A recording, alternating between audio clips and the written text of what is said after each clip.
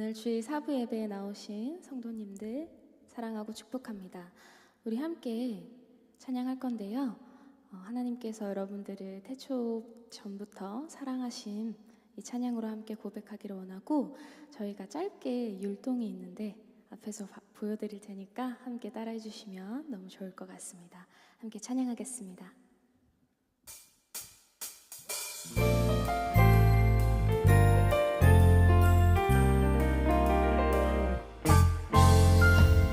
아주 먼 옛날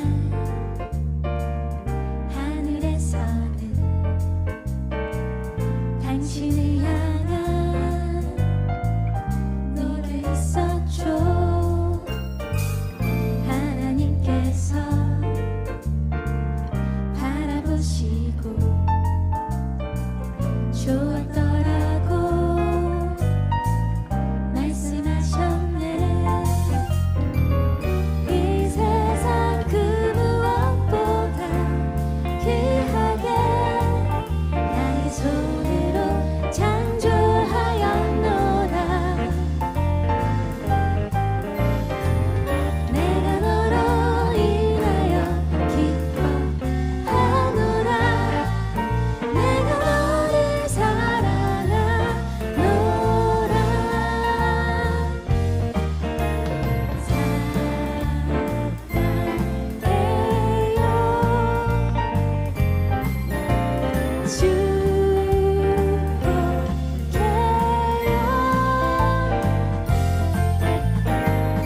당신의 마음을 우리가 사랑을 드려요. 이번에는 각자 옆 사람에게 축복을 담아서 찬양하겠습니다. 아주 먼 옛날 하늘에서는 당신을 향한 계획 있었죠. 계획 있었죠. 하나님께서 바라보시고 좋았더라고 말씀하셨네. 이 세상 그 무엇보다 귀하게 나의 손으로 창조하였노라.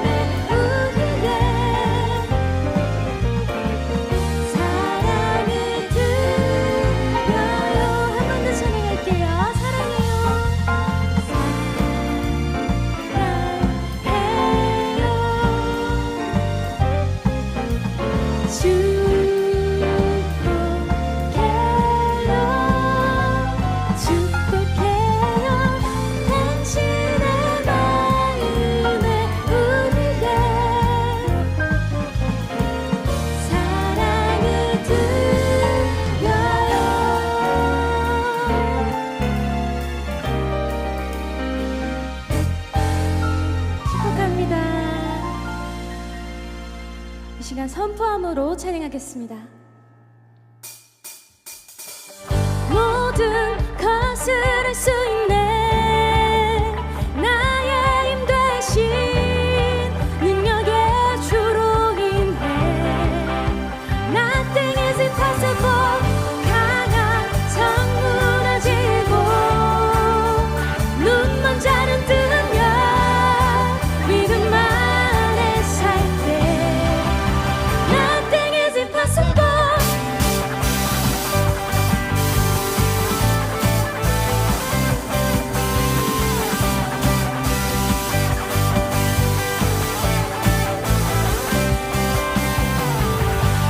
보는 대로 살지 않고 느낀 대로 살지 않는 내 깊은 곳에 계신 주님 모든 걸 이루어 주시네 모든 것을 할 수 있네 나의 힘이 되신 능력의 주로 인해 뭐라고요? Nothing is impossible 강한 성 무너지고 눈먼 자는 뜨면 믿음 안에 살 때 선포합시다 Nothing is impossible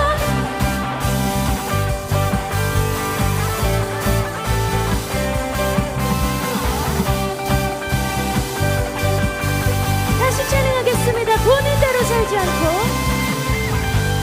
보는 대로 살지 않고 느낀 대로 살지 않습니다. 우리는 오직 내 깊은 곳에 주님을 믿습니다. 곳에 계신 주님 모든 걸 이루어 주시네 모든 것을 할 수 있네 나의 힘이 되신 능력의 주로 인해 Nothing is impossible 강한 성 무너지고 눈먼 자는 뜨면 믿음 안에 살 때 Nothing is impossible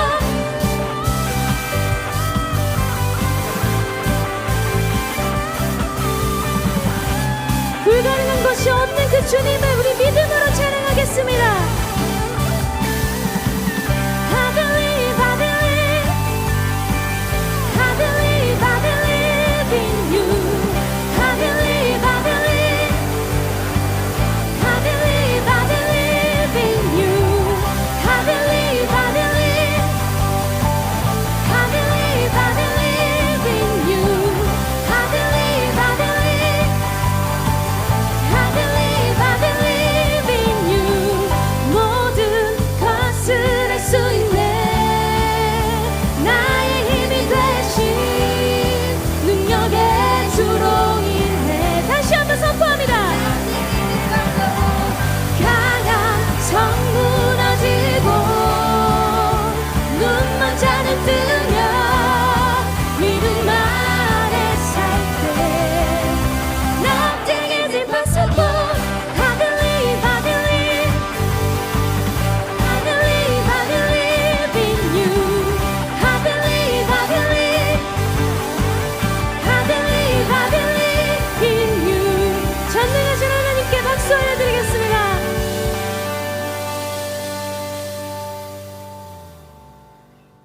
네, 우리의 하나님은 우리를 지으신 분이시고 우리를 자녀 삼아주신 분이십니다. 또 끝까지 우리를 포기하지 않고 책임져 주시는 분이십니다. 함께 그 주님 앞에 우리의 마음을 찬양으로 올려드리겠습니다. 주의 손 날 붙드시네 영원한 피난처 되시네 깊어진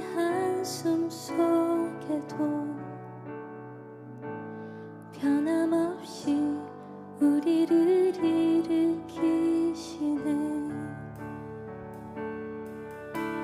주내 아버지 그 심판로 날 덮으시네. 주는 내 그 능력 변함없이 우리를 일으키시네.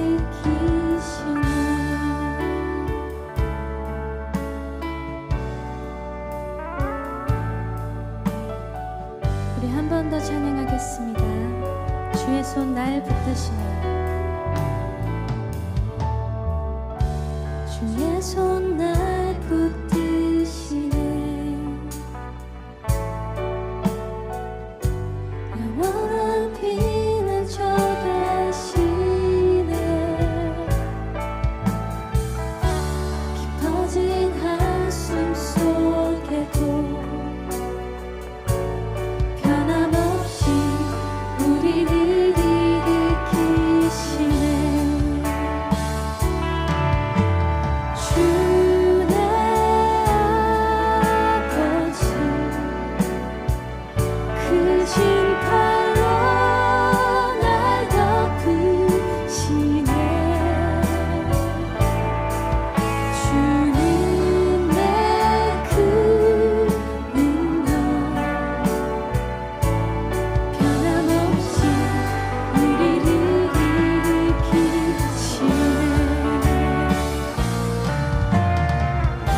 주의 손 날 붙드시네.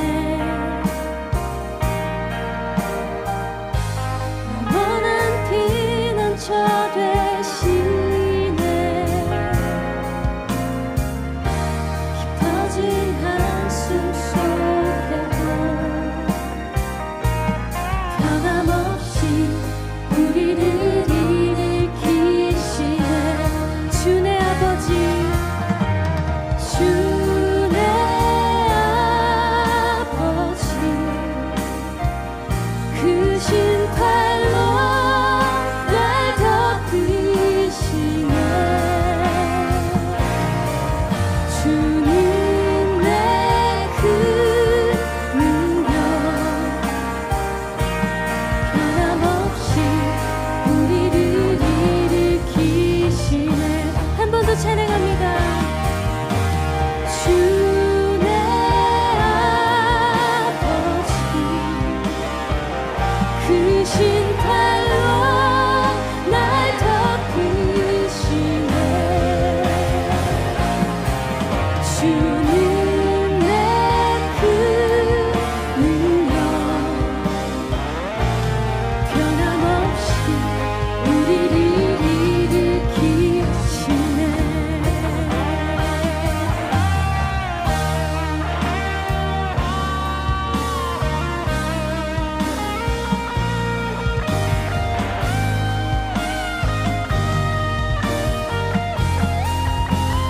오직 우리의 마음에 소망을 둘 것은 하나님뿐임을, 두려움이 없고 하나님을 온전히 믿음으로 나아갈 때에 우리의 마음에 평안이 있음을 다시 한번 고백하겠습니다. 주내 아버지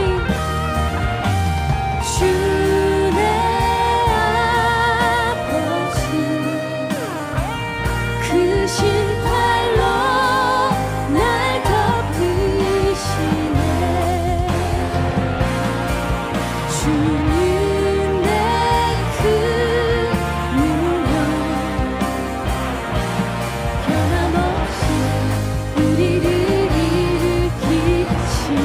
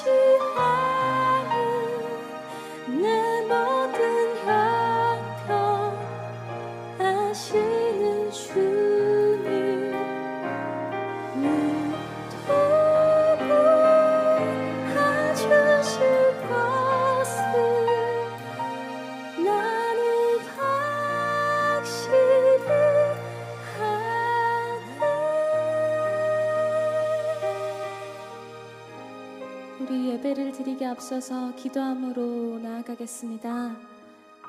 우리의 감정이 아니라 말씀을 붙드는 그 믿음으로 하나님께 나아가기를 원합니다. 우리가 바라보아야 할 것은 상황도 아니고 관계도 아니고 온전히 우리를 끝까지 도우실 그 하나님을 붙들고 나아가기를 원합니다. 우리 다 함께 마음을 담아 함께 기도하겠습니다.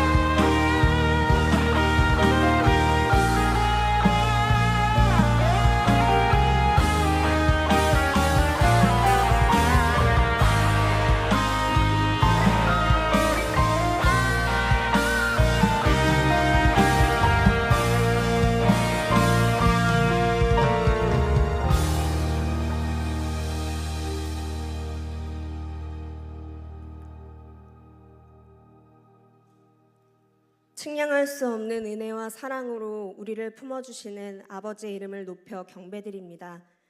지금 여기 계신 하나님께 전심으로 찬양하고 온전히 나아가는 예배자가 되길 소망합니다. 거룩하신 주님, 아버지께서 값없이 부어주신 은혜 없이는 단 하루도 살아올 수 없었음을 고백합니다.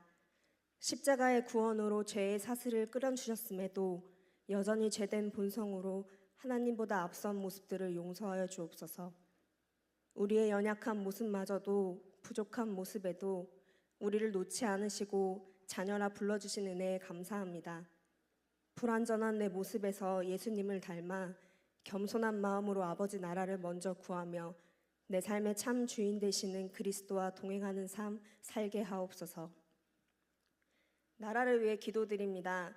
사람을 두려워하고 사람에 의한 나라가 아닌 하나님을 경외하는 나라와 민족이 되게 하옵소서.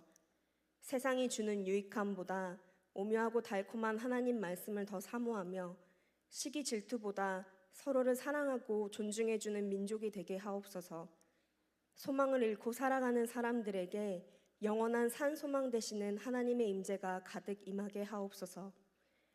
개포동교회를 위해 기도드립니다. 하반기 사역을 위해 기도로 준비하며 나아가시는 담임 목사님과 부교역자님들께 늘 새로운 흐름을 허락하시고 지혜와 능력을 더하여 주사 맡으신 사역에 아름답게 열매 맺게 하옵소서. 하나님께서 허락하신 비전을 통해 르완다에 이어 탄자니아, 스와힐리어 성경 기증을 할 수 있게 하심에 감사드립니다. 3, 4대가 땅끝까지 복음을 전하는 교회가 될 수 있도록 인도하여 주옵소서. 오늘부터 영화부, 유치부를 시작으로 여름 성경학교와 수련회가 시작됩니다.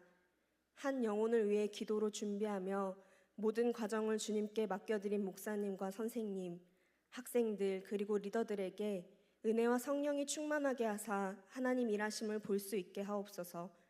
우리에게 친히 찾아와 주셔서 천하보다 귀한 아이들이 하나님의 사랑을 경험하고 주 안에서 자라날 수 있게 하옵소서. 청년부를 위해 기도드립니다. 청년들을 사랑으로 품고 기도하는 장인현 목사님과 가정에 평안을 허락하여 주옵소서. 날마다 더하시는 지혜와 능력으로 청년부를 이끌어 가심에 부족함 없이 채워주시옵소서. 찬양으로 예배의 문을 여는 헤세드 찬양팀과 기도의 삼겹줄로 중보하는 홀리엔즈팀, 하나님 사랑, 이웃 사랑을 전하는 하이팀, 예배를 준비하는 방송팀, 리더들과 목자, 헬퍼, 그리고 새로운 청년들을 기억하여 주옵소서. 청년의 때에 주님 안에서 하나 되어 하나님을 찬양하고 경배하는 공동체가 되게 하시고 서로에게 예수님 마음을 품은 믿음의 동역자가 되어 하나님을 영화롭게 하는 청년부가 되게 하옵소서. 담임 목사님을 위해 기도드립니다. 가정과 학교와 교회의 사역 위에 성령의 충만함과 평안을 허락하여 주옵소서. 맡으신 일을 감당하실 때 성령께서 함께하여 주시고 누구보다 하나님께서 가장 기뻐하시는 열매 맺을 수 있도록 인도하여 주옵소서. 말씀을 듣습니다. 성령님께서 목사님과 함께하여 주옵소서. 우리의 마음과 귀를 열어주사 선포되는 말씀 통해 하나님의 섭리와 진리와 사랑을 깨달아 하나님께서 부어주시는 평강과 공급하심을 마음껏 누리는 우리가 될 수 있게 하옵소서. 이 모든 말씀 존귀하시고 모든 영광 받기에 합당하신 예수 그리스도의 이름으로 기도드립니다. 아멘.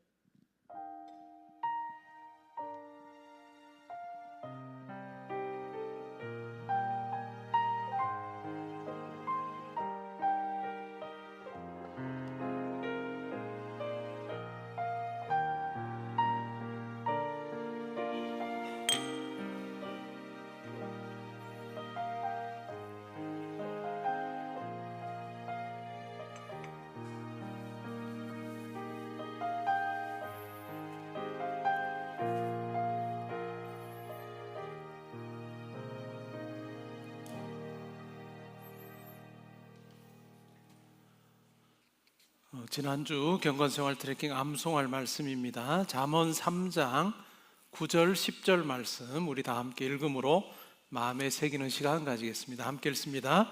내 재물과 내 소산물의 처음 익은 열매로 여호와를 공경하라. 그리하면 내 창고가 가득히 차고 내 포도즙 틀에 새 포도즙이 넘치리라. 아멘. 오늘 우리가 함께 상고할 하나님 말씀은 사사기 6장 11절부터 24절까지 말씀입니다. 저와 교독하고 24절은 우리 함께 봉독하겠습니다.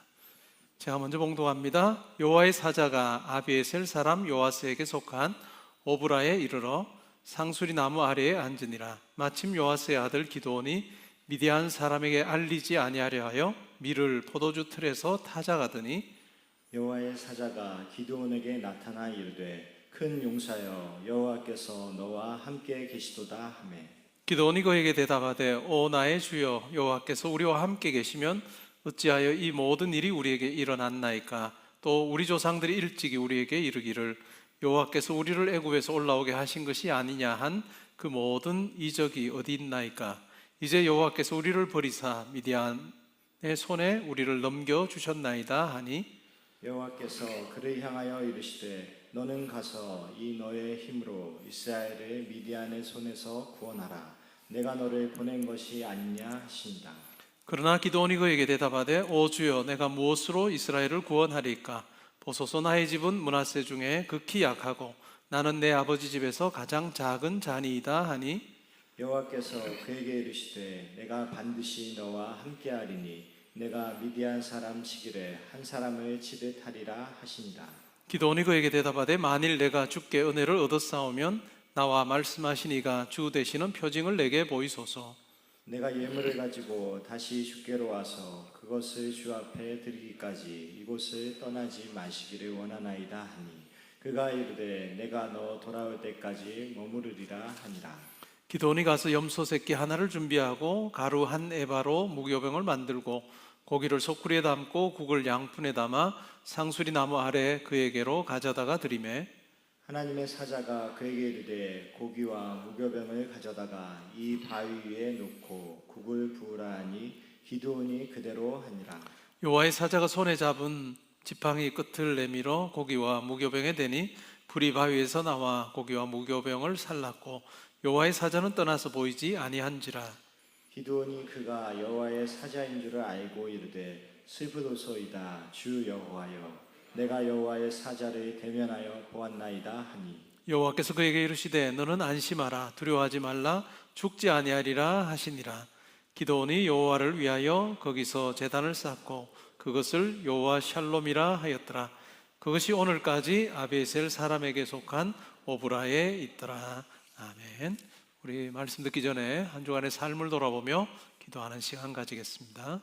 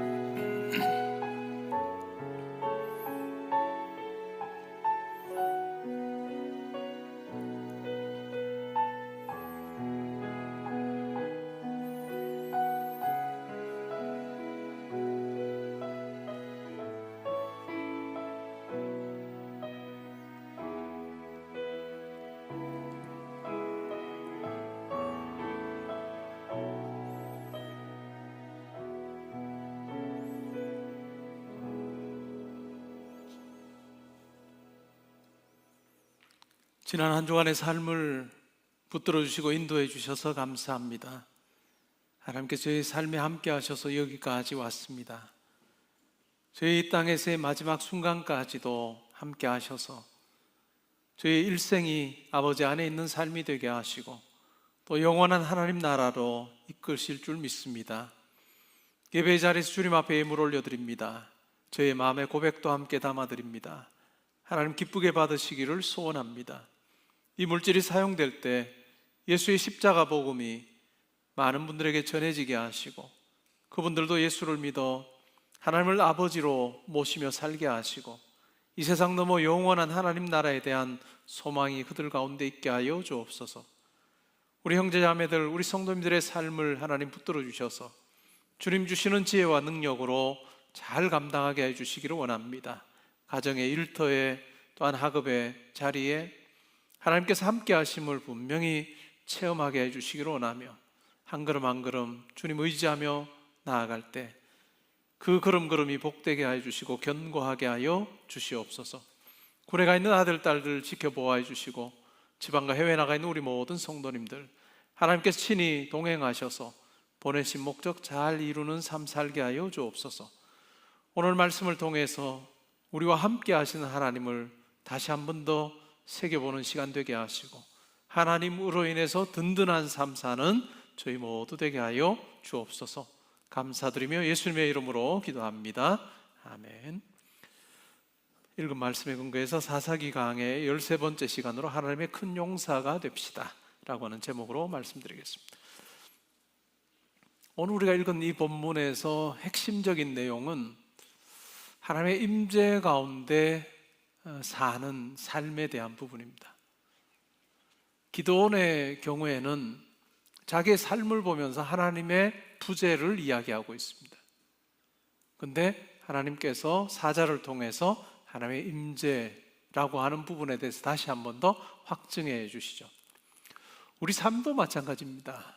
결국은 내가 성도로 산다라고 하는 것은 하나님이 내 삶에 함께 하시는 것, 그것을 내가 매일의 삶에서 확인할 수 있느냐라고 하는 그 싸움일 것입니다.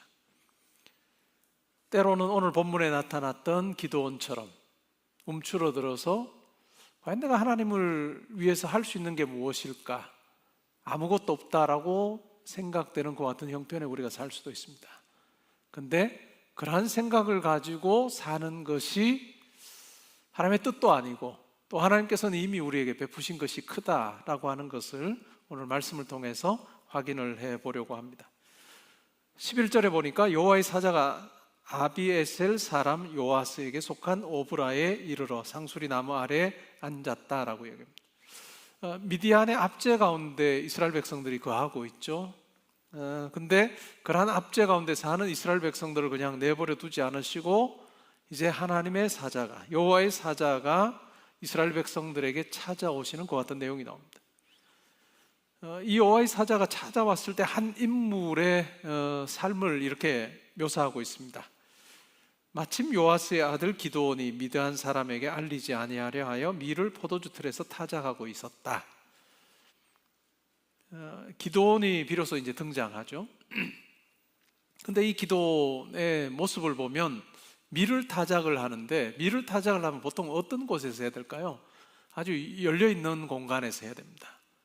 근데 이 밀타작을 지금 어떻게 하고 있나요?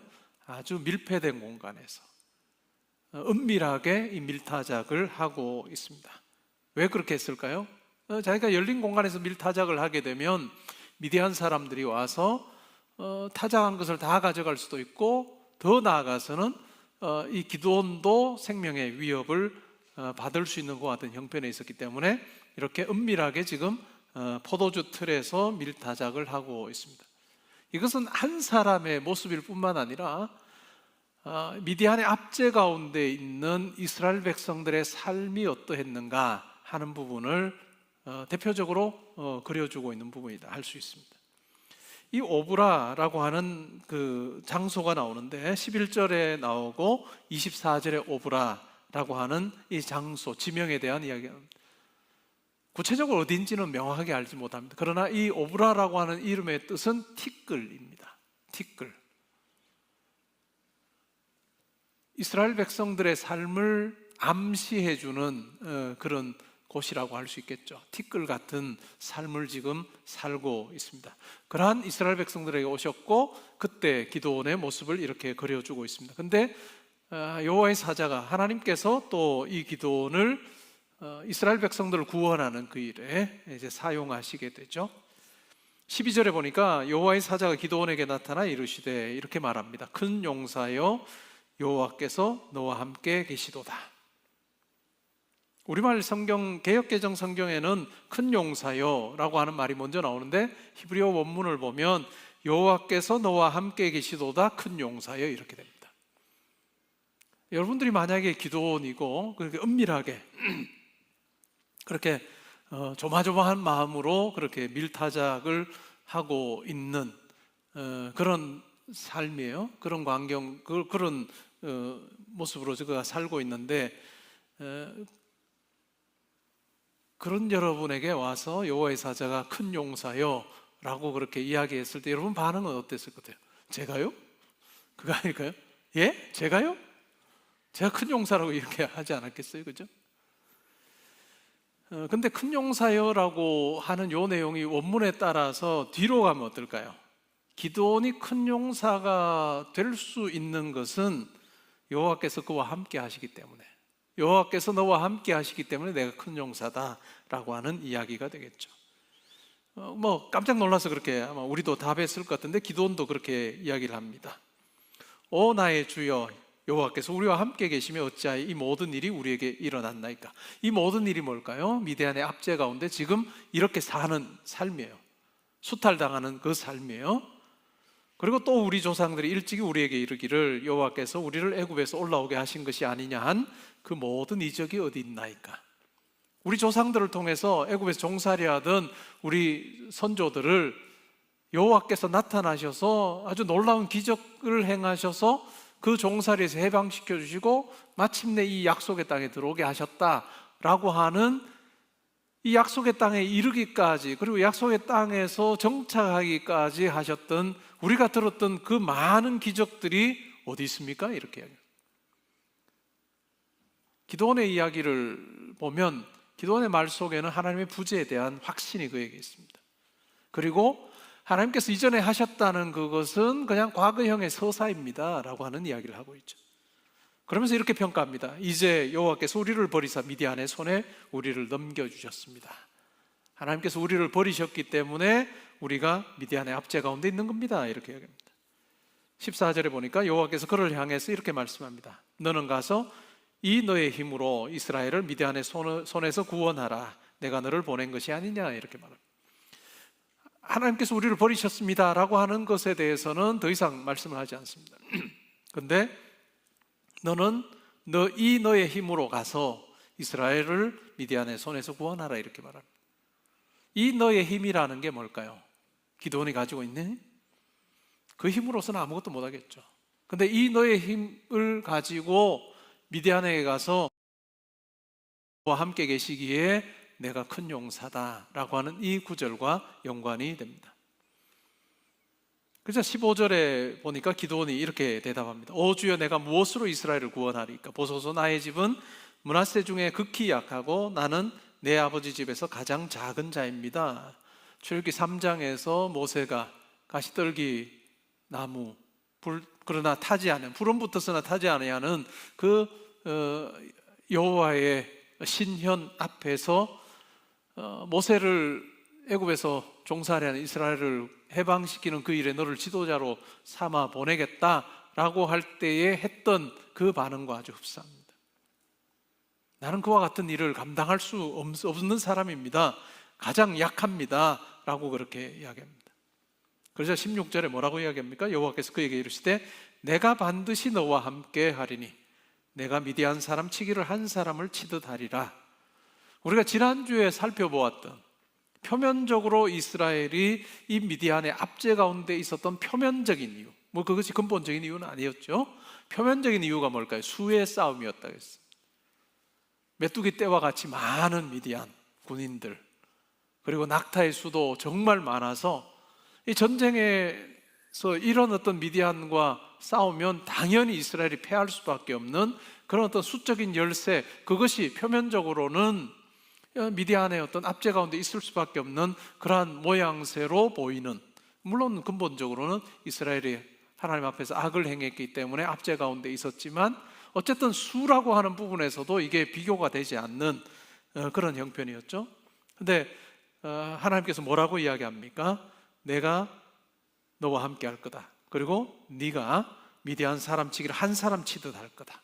그렇게 많은 군사들이 전쟁 치러 나온다 해도 한 사람 치는 것처럼 그렇게 쉽게 승리하게 해주겠다라고 그렇게 이야기를 합니다. 기드온이 또 그에게 말하죠. 만일 내가 주께 은혜를 얻었사오면 나와 말씀하시니가 주 되시는 표징을 내게 보이소서. 내가 예물을 가지고 다시 주께로 와서 그것을 주 앞에 드리기까지 이것을 떠나지 마소서. 이 11절부터 해서 계속 여호와의 사자가 여호와가 이렇게 인터체인저블하게 이렇게 사용이 되는데, 우리가 기드온이라고 하면 기드온이 만난 그 여호와의 사자는 어땠을까요? 우리처럼 이렇게 이걸 달고 여호와의 사자, 그리고 날개 쫙 달고 이렇게 등장했을 거 아닐 거예요. 그냥 일반 사람이죠. 일반 사람입니다.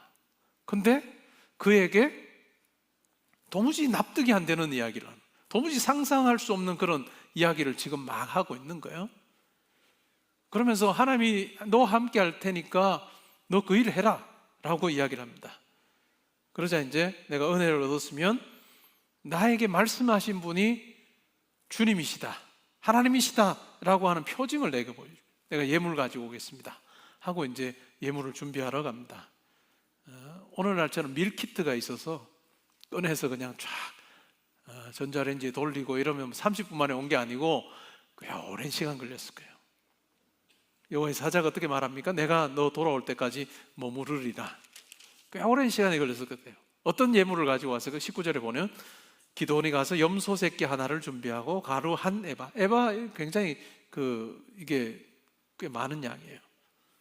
무교병을 만들고 고기를 소쿠리에 담고 국을 양푼에 담아 상수리 나무 아래로 그에게 가져왔어. 한 사람이 먹을 음식이 아닙니다. 어쨌든 정성을 다해서 풍성한 융숭한 그런 어떤 준비를 해왔습니다. 그러자 여호와의 사자가 그에게 이렇게 말합니다. 고기와 무교병을 가져다가 이 바위 위에 두고 국을 부으라. 그렇게 그대로 순종하여서 합니다. 그러자 여호와의 사자가 손에 잡은 지팡이 끝을 내밀어서 고기와 무교병에 대니까 불이 바위에서 나와서 고기와 무교병을 다 태워버립니다. 기드온이 이런 어떤 염소 새끼로 고기를 준비하고 무교병을 만들고 하면서 이걸 내가 예물로 가지고 가면 여호와의 사자가 가지고 있는 지팡이를 딱 대고 나면 그냥 바위에서 불이 나와서 딱 제사가 될 거다 이렇게 생각은 못했을 거예요. 자기는 할 수 있는 대로 예물을 준비했지만 이 여호와의 사자, 여호와께서 이 예물이 제물이 되게 하십니다. 제사가 되게 하시는 그와 같은 방식으로 내가 여호와다라고 하는 것을 표징을 구하는 그에게 입증해 주셨습니다. 그러니까 이 여호와의 사자가 한 말이 앞으로 이루어질 것이다 라고 하는 것을 표징을 통해서 분명하게 보여주시죠. 여러분의 경우는 그런 경우 없습니까? 어떤 뭔가를 기다리고 이럴 때 표징. 많은 사람들은 이제 표징을 구하기가 그러니까 믿지 않는 사람들이 점집에 가는 거죠. 점 보러 가고 이게 될지 안 될지 뭐 그런 거. 그만큼 우리가 약한 거예요. 근데 기도는 신앙의 칼라 자체가 표징을 굉장히 구하는 그런 스타일입니다. 이후에도 나와요. 어쨌든 이 기도원의 스타일대로 하나님께서 역사해 주셔서 하나님이심을 입증해 주십니다. 그리고는 이제 여호와의 사자가 떠나버립니다. 그래서 이제 기도원이 이제 두려워지는 거예요. 왜 두려울까요? 나와 이야기했던 분이 여호와의 사자였구나. 다르게 말하면 여호와였구나. 여호와의 뜻을 전한 자와 내가 지금 대화를 했구나 라고 하는 생각에 두려운 마음이 있어요. 왜냐하면 구약의 성도는 어떻게 생각했을까요? 하나님을 대면하게 되면 반드시 죽는다. 거룩하신 하나님 앞에 우리는 설 수 없다는 생각이 그들에게는 굉장히 강했습니다. 두려워하는 거죠. 그러자 여호와께서 그에게 이렇게 말합니다. 너는 안심하라, 두려워하지 말라, 죽지 아니하리라. 그렇게 해서 죽일 것 같으면 기도원한테 나타나지도 않았겠죠. 그래서 일 맡기고 나서 깨닫고 나서 죽으면 누구를 들어 사용하시겠습니까? 어찌 보면 거룩하신 하나님이 죄를 가지고 있는 이 기도의 어떤 그 죄를 가려주셨든지 그렇게 해서 하나님 앞에서도 죽지 않도록 하신 그 은혜가 있었다는 거죠. 그래서 두려운 마음이 이제는 평강으로 바뀝니다. 두려워하지 말아라, 죽지 아니하리라 라고 하니 기도원이 여호와를 위해서 거기서 제단을 쌓습니다. 그리고 그 제단의 이름을 뭐라고 하죠?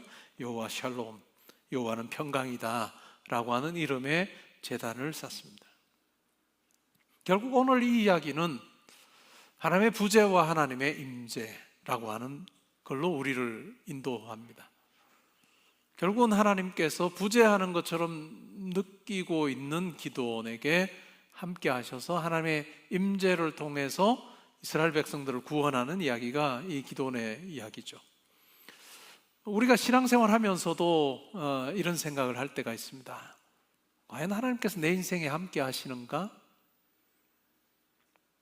하나님께서 정말 내 인생에 함께 하시나?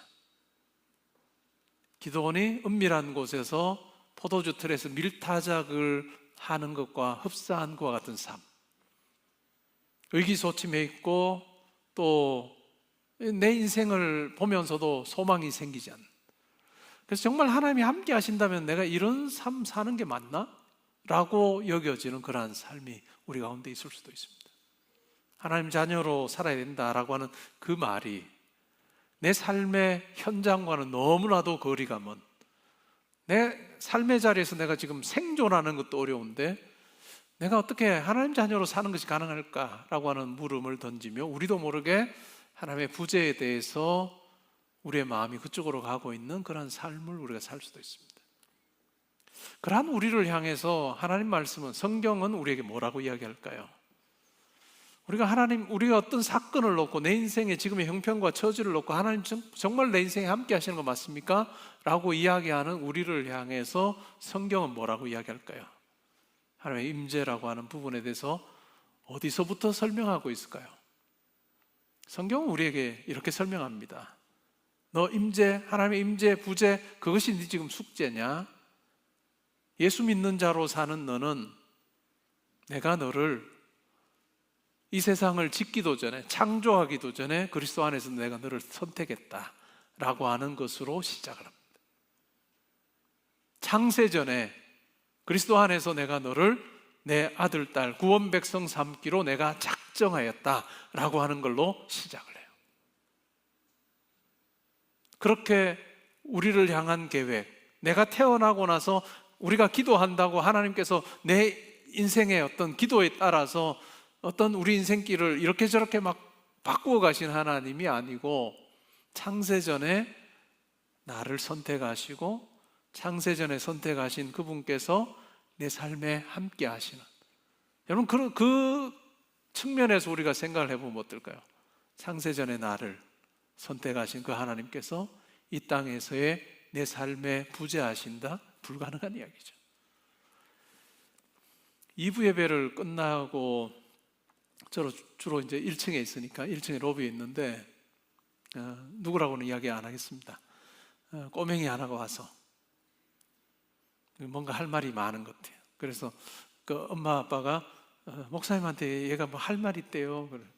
해보라니까 안 해요. 그래서 이제 쪼그려 앉기도 하고 뭐 이렇게 했는데 이제 결국 말을 했어요. 제 동생 생겼어요 라고 하는 말. 이제 얼마 안 됐대요.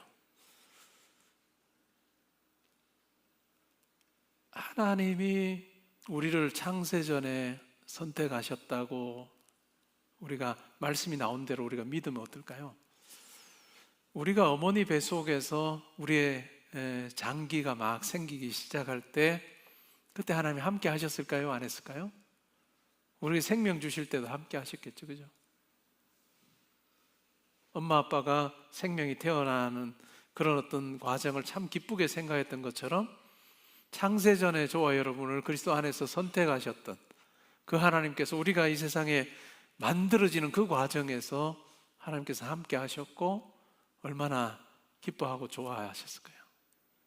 그렇게 생각을 해보면 그게 창세전의 그 사랑과 선택으로 시작된 하나님과 우리의 관계는 우리가 이 세상에 어머니 뱃속에서 지어질 때, 창조될 때도 하나님께서는 관심 있게 우리 가운데 함께 하셨고, 그리고 지금까지도 함께 하셨다라고 하는 이야기가 너무나도 분명해지죠. 그리스도 안에서 우리를 선택했다라고 하는 그 말의 의미는 뭔지 잘 아시잖아요. 하나님이 자기의 가장 소중한 자기 아들을 내어주고 우리를 아들, 딸 삼으신, 구원 백성 삼으신 이 구원의 방식을, 하나님과 우리와의 관계를 맺기 위해서 그 방식을 취하셨다라고 하는 의미예요. 하나님께 우리는 가장 존귀한 존재입니다. 창세전부터 우리를 향한 계획을 가지고 계셨고, 우리가 어머니 뱃속에서부터, 그리고 이 세상에 처음 울면서 태어나는 첫 울음하는 그때부터 지금까지 우리와 함께 하셨던 거예요. 우리는 환경을 놓고 때로는 헷갈립니다. 정말 하나님이 나의 이러한 삶에 함께 하셔? 라고 할 때 우리는 기억해야 될 게 뭐라고요? 창세전에 하나님께서 나를 그리스도 안에서 아들, 딸로 선택하셨다 라고 하는 이 사실이에요.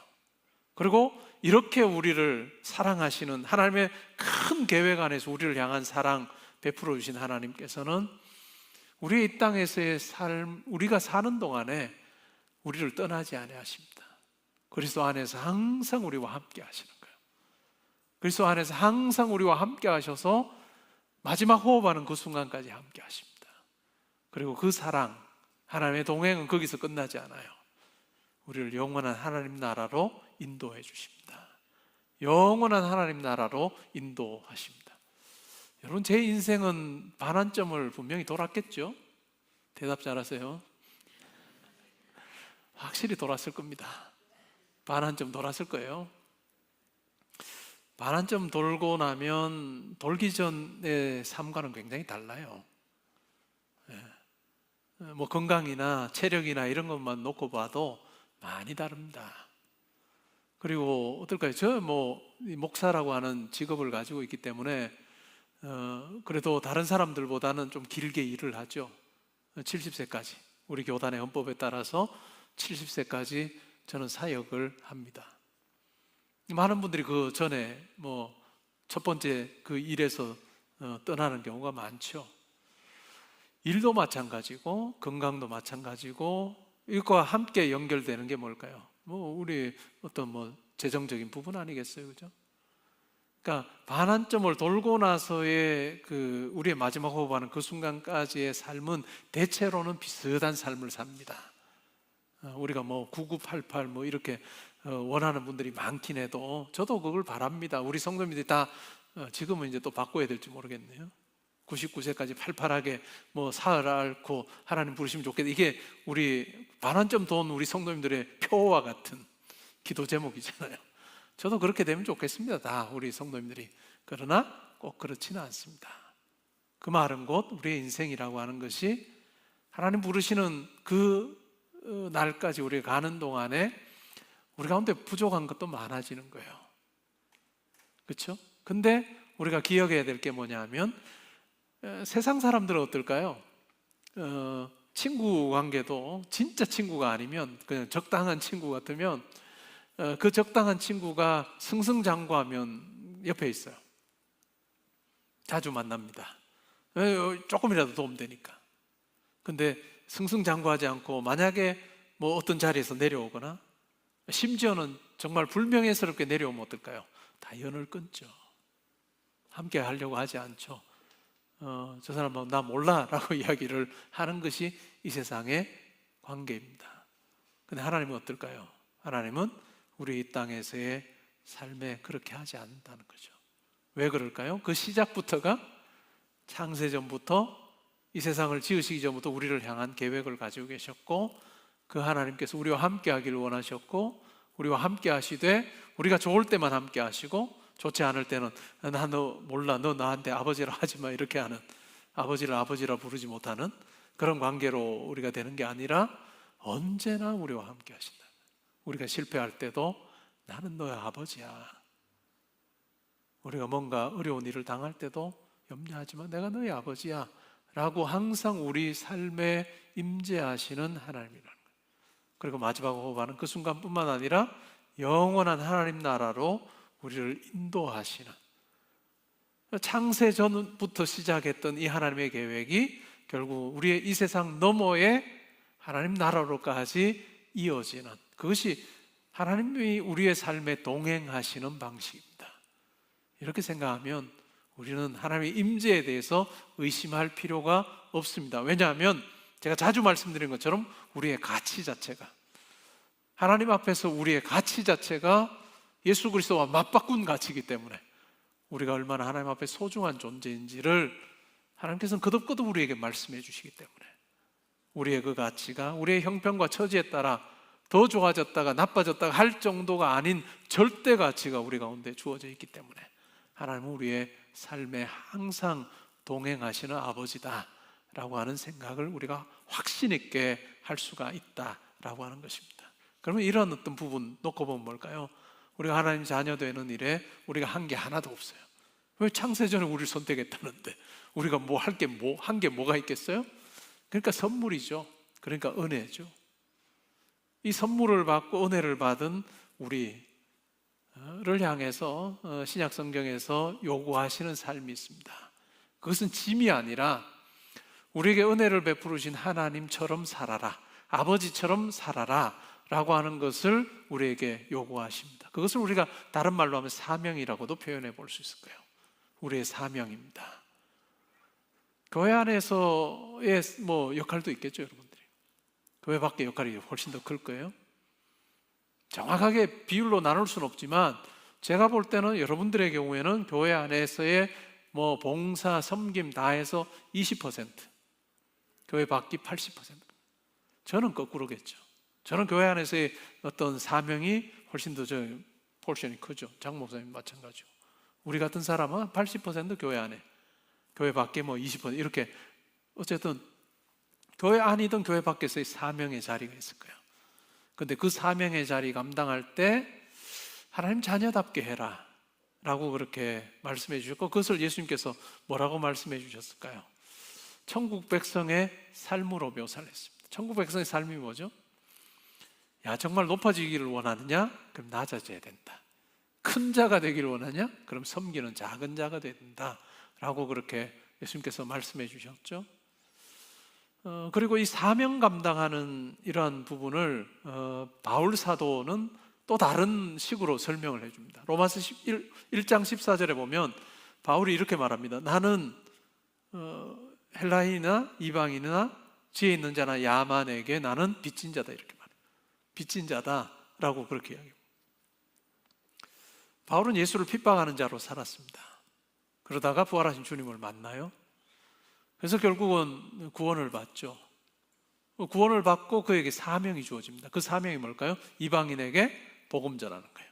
이방인에게 복음 전하는 어떤 복음일까요? 율법으로부터 자유로운 복음이에요. 이방인도 예수를 믿기만 하면 하나님 백성 되고 구원 백성 된다라고 하는 그 당시에서는 파격적인 복음입니다. 그 복음 전하라고 부름을 받. 그게 그의 사명이에요. 그래서 그는 이방인들에게 그 복음을 전합니다. 그 복음을 전하는 그 과정을 보면 피눈물 납니다. 죽을 고비를 여러 번 넘깁니다. 매도 엄청 맞습니다. 굶주림, 그리고 배고픔, 그리고 배가 파선화해서 죽을 뻔한 위, 강도의 위, 정말 많은 위기를 겪습니다. 이 정도면 어떨까요? 사람들 앞에 있을 때마다 내가 이방인을 구원하기 위해서 내가 어떻게 행동했는지 여러분 아십니까? 제가 이 정도로 나를 완전히 그냥 불살라서 이렇게 이 사명을 감당하고 있습니다라고 해야 정상인데, 로마서 1장 14절에서는 완전히 다르게 이야기합니다. 내가 이방인들에게 빚진 자다. 내가 이방인들에게 빚져 있다, 이렇게 이야기합니다. 빚져 있다라는 말이 어떤 의미일까요? 하나님께서 나를 이방인들에게 복음 전하도록 하기 위해서 그 사도로 삼으시기 위해서 내게 구원을 허락하셨다, 이렇게 생각을 해요. 내가 이 사람들에게 복음 전하는 사명을 주시기 위해서 하나님께서 나에게 구원을 베푸셨나 보다. 뒤집어서 말하면 이방인들에게 복음 전하는 사명이 내게 주어지지 않았다면 내가 구원받을 수 있었을까라고 하는 생각을 하게 되고, 그렇게 생각하다 보니까 곧 자기가 사역을 감당하는 그 자리에서 만나는 사람들, 이방인들이 자기가 구원을 빚진 자다. 내가 이 사람들 덕분에 내가 구원받았구나 라고 하는 생각으로 이어집니다. 어찌 보면 저와 여러분의 사명 감당의 자리에서 만나는 사람들에게 우리는 빚을 지고 있습니다. 우리 청년들 교사로 섬기는 분 많죠. 아이들 말 잘 듣죠. 한마디 하면 척척척. 저는 우리 교회 아이들 말 잘 듣는다고 저는 생각해요. 제한테만 그런가? 어쨌든 말 잘 듣는 편이에요. 그래도 힘들겠죠.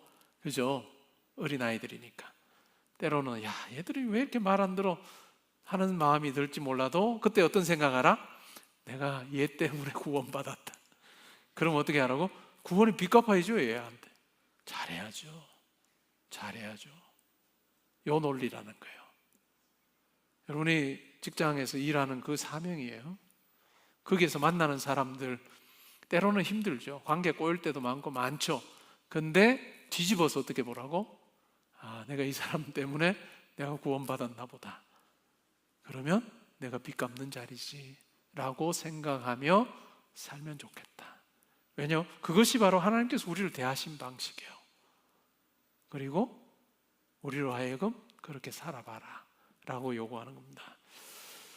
이 세상에 예수 그리스도께서 우리가 살아있는 동안에 오지 않으신다면 우리는 누구나 다 세상의 마지막 호흡하는 날이 있습니다. 그리고 장례식을 하겠죠. 저는 그런 기도를 합니다. 하나님께서 저를 부르시고 나서 장례식이 있을 때, 장례 절차가 진행이 될 때 뭘 했고 아무 소용없을 거고, 그때 참석한 조문객들이 그래도 저로 인해서 즐거웠다, 위로도 받았고 좋았다 라고 하는 그런 조문객들이 많으면 좋겠습니다. 그것이 저의 기도입니다.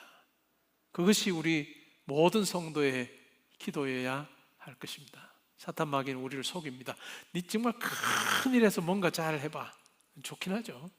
그러나 큰 일에서 뭔가 해봐 이전에 내 삶의 자리에서 만나는 한 사람 한 사람을 정말 구원의 빚 갚는 심정으로 대해라.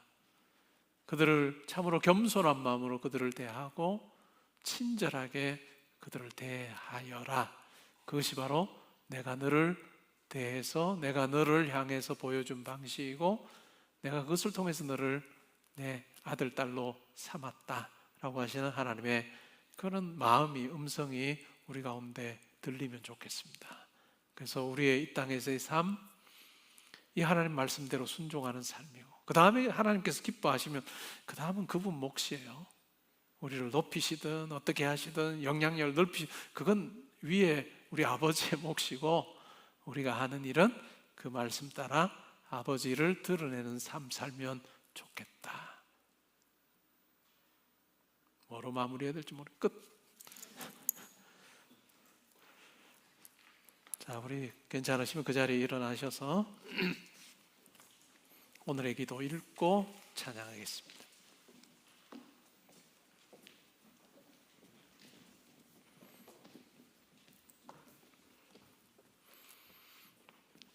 함께 읽습니다. 시작. 숨은 나를 큰 용사라 부르신 주님, 두려움 대신 평강 주시니 감사합니다. 오늘도 저의 악함 속에 임하셔서 용기와 순종으로 미디안 같은 현실을 이기게 하소서. 주님의 불꽃 같은 동행을 믿고 소망으로 하루하루를 살게 하소서. 아멘.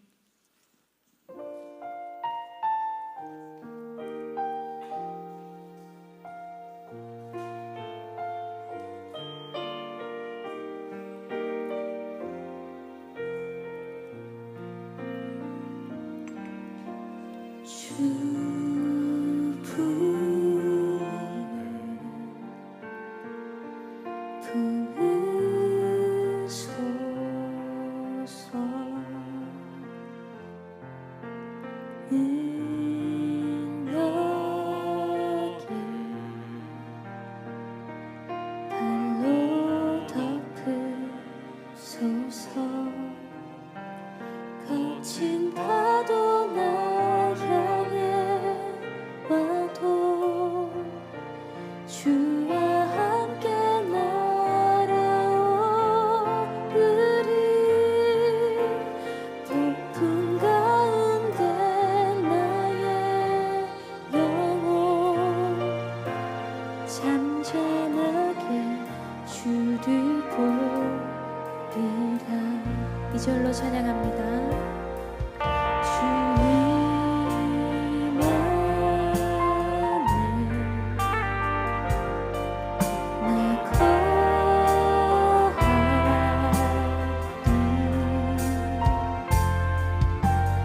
주는요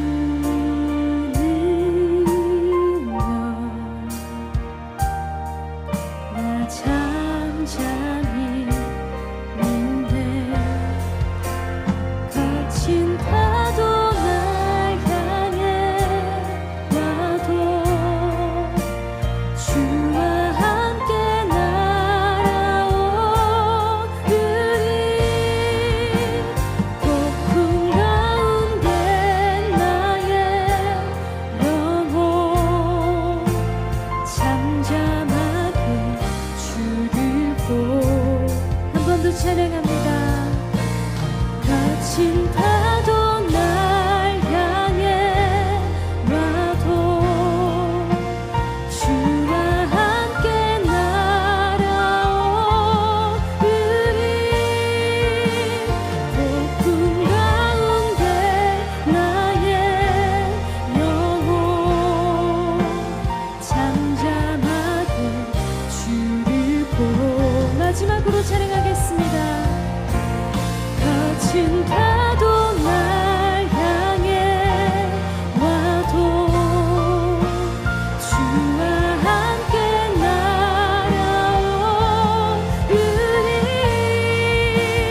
폭풍 가운데 나의 영혼 잠잠하게 주를 보리라.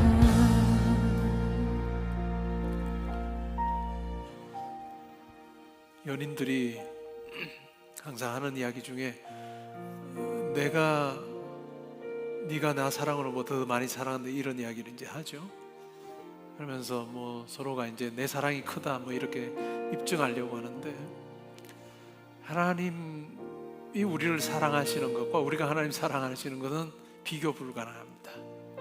내가 하나님 정말 사랑합니다 라고 하는 그것과 하나님이 우리를 향한 그 사랑, 야, 너 세상 만들기 전부터 내가 너 내 아들 딸 삼기로 내가 선택했고, 너 어머니 뱃속에서 내가 생명을 창조할 때 내가 얼마나 기뻐했는지 아느냐.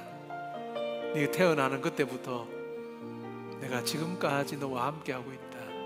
그리고 너 마지막에 이 세상에서 호흡하는 그 순간도 그때까지 내가 함께할. 그리고 내가 너를 영원한 내 나라에 불러서 난 너와 영원히 살 거거든.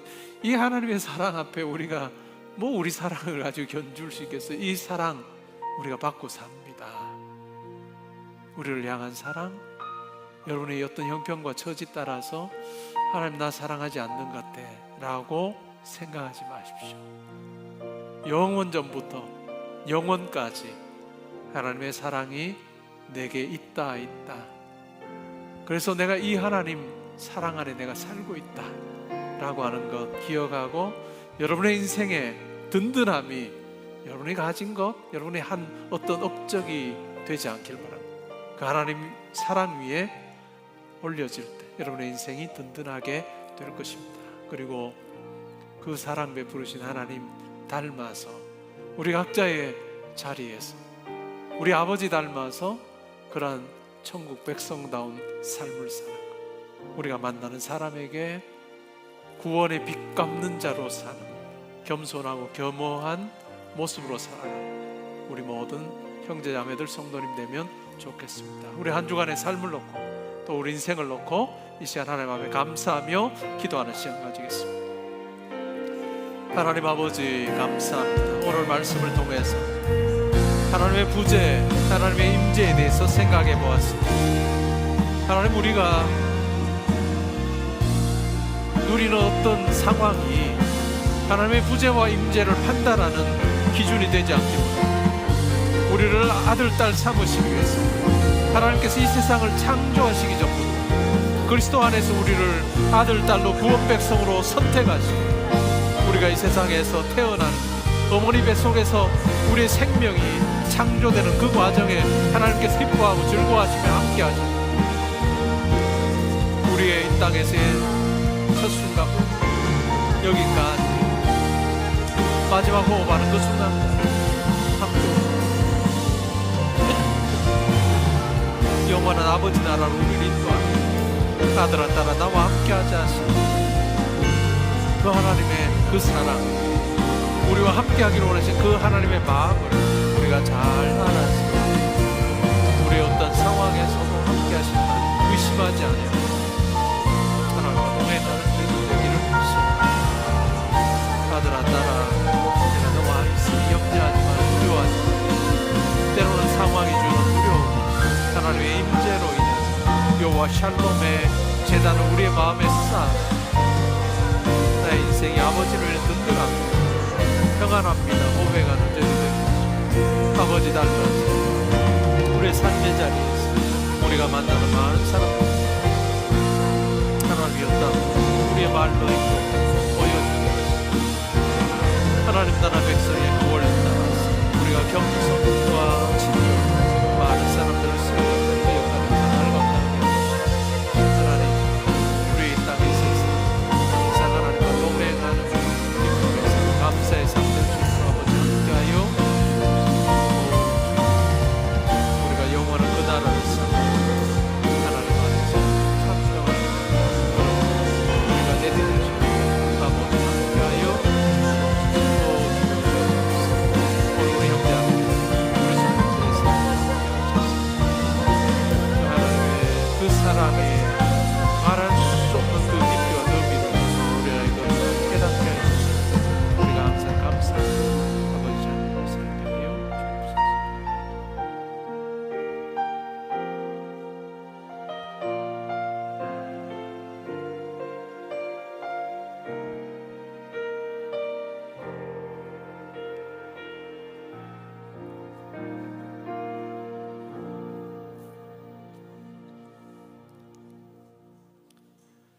이제는 우리 주 예수 그리스도의 은혜와 하나님의 사랑과 성령의 교통하심이 우리를 아들, 딸 삼으시기 위해서 이 세상을 창조하기 전부터 그리스도 안에서 우리를 선택하시고 우리가 이 세상에 태어나는 과정에 우리에게 생명 주시고 우리의 장기를 만들어 가시는 그때부터 참으로 기뻐하고 즐거워하시면서 우리가 기억할 수도 없는 그 상황에서도 우리와 동행하시고 우리 가운데 임재하셨던 아버지께서 여기까지 함께 하셨고 또한 지금의 상황이 좋지 않든 상관없이 항상 우리 가운데 함께 하셔서 우리의 인생길에 반석이 되어 주시기를 원하시는 하나님, 또한 우리의 마지막 호흡하는 그 순간까지 우리를 붙들어 주실 뿐만 아니라 영원한 하나님 나라로 우리를 인도하시는, 영원 전부터 시작하여 영원까지 이르는 그 하나님의 놀라운 사랑이 내게 머물러 있음을 기억하며 저에게 주신 이 땅에서의 삶, 아버지 닮아가는 삶 살게 되기를 원합니다. 마음에 다짐하는 주의 사랑하는 성도님들과 우리 형제자매들과 가정과 학업과 일터와 교회와 이 나라와 민족과 이번 한 주간의 모든 계획과 만남에 지금부터 항상 함께 있어지이다. 아멘.